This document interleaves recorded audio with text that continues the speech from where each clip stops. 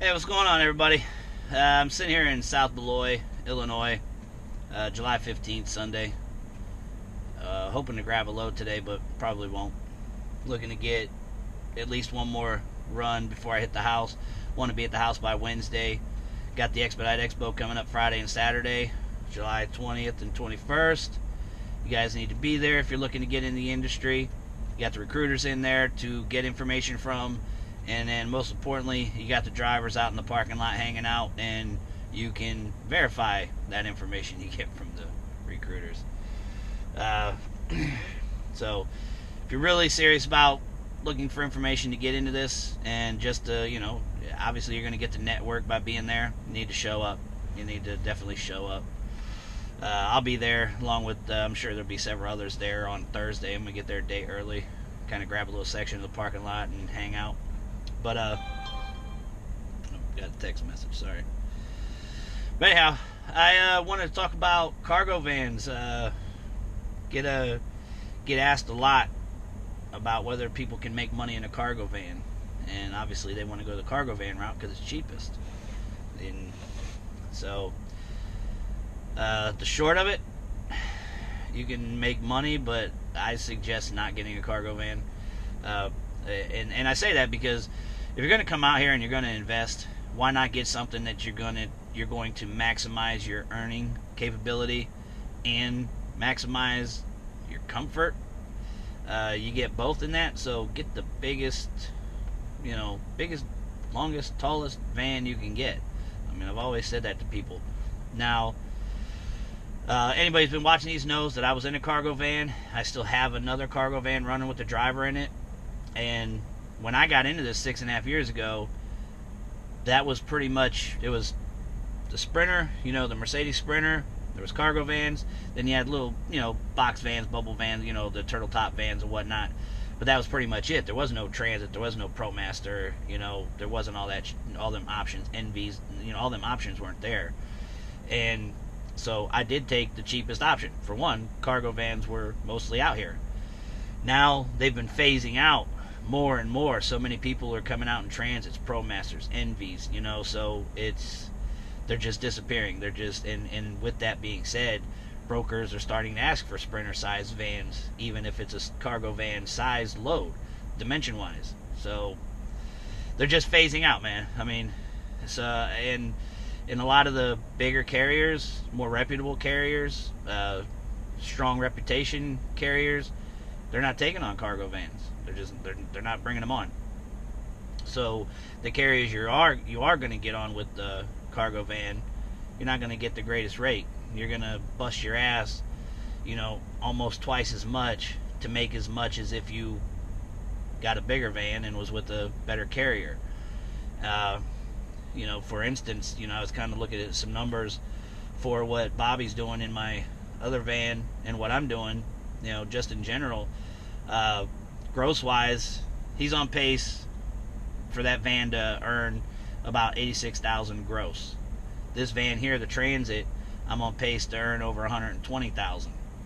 Now obviously net's going to be a lot less, and I was kind of looking at it, taking out van payment, insurance payments, maintenance, the fuel mileage that van gets, everything that goes into the expenses of running that van, is going to be in the neighborhood of about where did I have it written? About $35,000 net. Now, if that's okay to you, now in order to do that, we're talking about 100,000 miles in a year. And 100,000 miles, you're putting in a decent amount of time on the road. You're not getting home very often. So, motherfuckers got to start understanding that, man. Like, it's frustrating when guys, girls, whoever's hearing the information, and like when I just said 86,000 gross to the cargo, 120 this, that sounds good to some people. Like they latch onto that, like, oh shit, he said he makes this. Now with 120,000 plus mile or gross, I'm staying out on the road roughly 43 weeks or so a year. Like 43 guys out of 52. Like I'm not home a lot. So there's a lot of sacrifice in order to do that. Now, I just want people to latch onto that, man. So in a cargo van, again, you're going to be gone all that time, and you're living in a cargo van. You're living in a van, you can't stand up and move around it. You know, you're laying down to put your pants on. You know, you're always hunched over. You don't have a lot of comfort. Now, that's not to say cargo vans can't be set up nice. I mean, don't get me wrong. I mean, there's one, I think he was here earlier. It looks like he's got a nice setup. He's got a rooftop AC, a generator, nice rims, all that good shit. I'm sure he's comfortable, you know, temperature-wise, but, you know, and he's just laying down a lot or sitting in a chair a lot. But if you want to get up and move around, which does make a difference to be able to do that, a cargo van is just not going to happen. And obviously you have less space to put storage stuff, you know, as far as building shelves and, you know, what kind of stuff you can bring. Like, you just have a lot less space to work with. So if you're going to make the investment, why not make it in something you're going to, as I said, you know, maximize your earning, you know, capabilities and be the most comfortable. So, I mean, with that said, again, I mean, there's money to be made in a cargo van, but again, you're going to work harder than everybody else to do it. I can see, like, if you're not in the greatest financial situation, to get in a cargo van, you know, bust your ass, and as long as you're disciplined with your finances, then you're moving yourself up later. That, you know, yeah, that's obviously a stepping stone. I'm not saying, like, you know, there's obviously certain situations that a cargo van is the right choice because you basically don't have no other choice. Now, again, that's saying you've been out on the road, you know this is what you want to do, you're 100%, you know, do what you got to do to make it work. That's the whole thing. If you want to do it, you'll make it work. But yeah, man, I mean, that's the numbers of it. So, as I said, out of the 86K gross that cargo van's doing, you know, gonna net in the area of 35,000. I mean, you know, you got toll money coming out, insurance money coming out, van payment, maintenance and repairs. It's just, like I said, you're gonna be out over 40 weeks to the year. So just please latch onto that. Like, take all that information into consideration before you go grab a cargo van.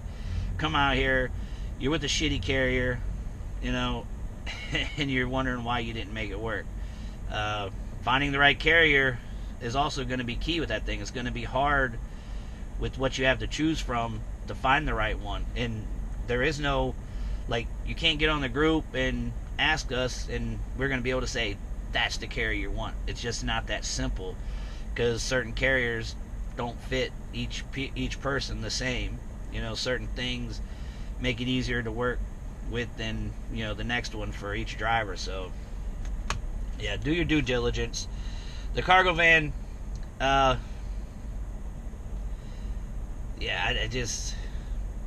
I'm sitting here kind of at a loss for words, because it's frustrating.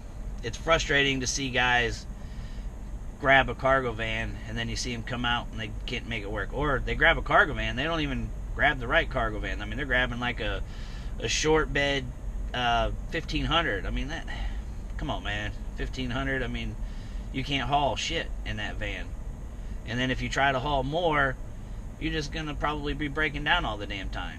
So understand what you need. If you are gonna get a cargo van, that's the only route you got financially, and you're just trying to use it as stepping stone, get it extended and get a 1-ton. Like I said, just do your research, do your due diligence. Have a carrier in mind before you grab a van. You know, you know, you have an idea what kind of van you can get, so start calling carriers, call insurance, have everything in place before you get the vehicle. Don't get the vehicle then try to figure out after that. It's just too difficult, because then it puts you in a position that you're going to jump in with somebody that may not be the right fit, but you're so desperate that you got to make money, because here you are, you got a van, now you got to make for that money you spent, and now you're going out there and you're running for that 60, 70 cents, 50 cents that you hear everybody bitching that's tearing up the rates out here. So don't be a part of the problem, man. Be a part of the solution, which means be prepared, get everything in order before you make the leap, and then come out, man. Come to the group on Facebook, Transportation Life, Wheels, Wings, Rudders. You know, guys go on there, got plenty of people on there. It's got good knowledge. You know, ask some questions. Just know what you're doing before you do it. You know, don't just say, oh, van expediting, they're making money. Oh, I'm gonna grab a van. So, yeah, I'm gonna keep it short and simple now. I'm gonna end it at that. Any questions, just hit me up in the comments. Ask them in the comment section. Yeah, it's pretty cut and dry with that. So, yeah, I'm gonna get out of here, man. I'll talk to you guys later.